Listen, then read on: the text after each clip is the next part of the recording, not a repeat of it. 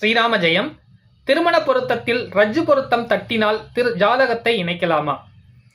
பொதுவா ஜோசியத்தை திருமண பொருத்தம் பார்க்கும்போது ரஜ்ஜு தட்டுது அப்படின்னு சொல்லிடுவார். ரஜ்ஜுனா என்னன்னு கேட்டா மாங்கல்ய ஸ்தானம் பலமிழந்த அமைப்புகள் இருக்கு. ரஜ்ஜு தட்டுச்சுன்னா ஜாதகத்தை இணைக்க கூடாதுன்னு பொதுவா சொல்லிடுவாப்ல. அதுலயும் சில உட்பிரிவுகள் இருக்கு. அதை நான் இன்னைக்கு பார்க்கலாம். இப்போ ஒரு மணி நேரத்துக்கு முன்னாடிங்க, இன்னைக்கு காலையில ஒரு மணி நேரத்துக்கு முன்னாடி ஒரு பையன் ஜாதகத்தை அனுப்புறாப்ல. பொண்ணுக்கு பையனை பிடிச்சிருச்சு, பையனுக்கு பொண்ணை பிடிச்சிருச்சு. 2 பேர் வீட்டுக்காரங்களும் அவங்க வீட்டுக்கு போய் பார்த்துட்டு 2 பேருக்குமே பிடிச்சிக்கிச்சு.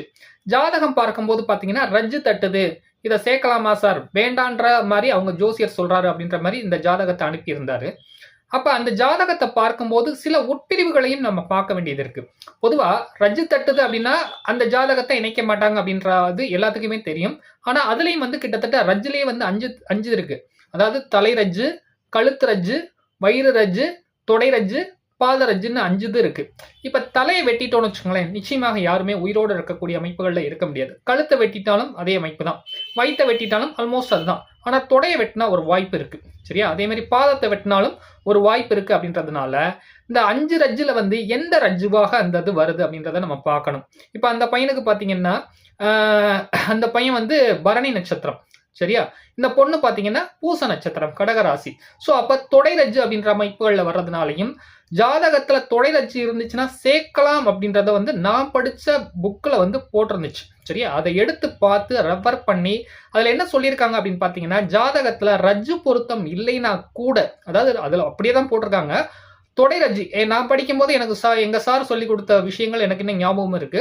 அவர் என்ன சொல்றாருன்னா, தொடை ரஜ்ஜு அல்லது பாத ரஜ்ஜுவான அமைப்புகள்ல இருந்துச்சுன்னா ஜாதகத்துல லக்னாதிபதி எப்படி இருக்கு, ஆயுள் ஸ்தான அமைப்புகள் எப்படி இருக்கு, அதாவது 2 பேத்துக்குமே மாங்கல்ய ஸ்தானம் 8ஆம் பாவகம் எப்படி இருக்கு, லக்னாதிபதி எப்படி இருக்கு, அடுத்து வரக்கூடிய தசாபுத்தி அமைப்புகள் 2 பேருக்குமே சாதகமா இருக்கா பாதகமா இருக்கா அப்படின்றதெல்லாம் பார்த்துட்டு, ஜாதகத்துல களத்திர தோஷங்கள் எப்படி இருக்குன்றதெல்லாம் பார்த்துட்டு சில நிலைகள்ல ரஜ்ஜு தட்டினாலும் ஜாதகத்தை இணைக்கலாம் அப்படின்றதான் சொல்லியிருக்காங்க, சரியா?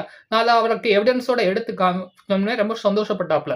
ஏன்னா அவர் சொல்லும் போது என்ன சொல்லலாம், சார் எப்படியாவது பார்த்து இணைச்சு கொடுங்க சார். தம்பி அப்படிலாம் முடியாது தம்பி, இருக்கிறத நான் சொல்றேன், நல்லபடியா வரணும்னு நீ வேண்டிக்கோன்னு சொல்லிட்டு தான் அவருக்கு ஆரம்பிச்சு. நல்ல வேலையா அவருக்கு நல்ல அமைப்புகளே அமைஞ்சிருச்சு.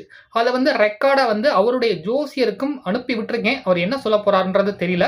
அதே நேரத்துல எல்லாத்தையுமே எவிடன்ஸோட அனுப்பியிருக்கேன். அப்போ அவர் அந்த ஜோசியர் பார்க்கும்போது ஒரு கிளாரிட்டி நிச்சயமாக கிடைக்கும். அதே நேரத்துல ரஜ்ஜு பொருத்தம் இல்லை, அவங்க கொடுக்க விருப்பம் இல்லைன்ற பட்சத்துல யாரையும் கட்டாயப்படுத்தி திருமணம் பண்ணி வைக்காதீங்க. அது எந்த நிலைகளையும் சரிப்பட்டு வராது. இந்த பதிவு உங்களுக்கு பிடிச்சிருந்துச்சுன்னா லைக் பண்ணுங்க, ஷேர் பண்ணுங்க, கமெண்ட் பண்ணுங்க. நன்றி.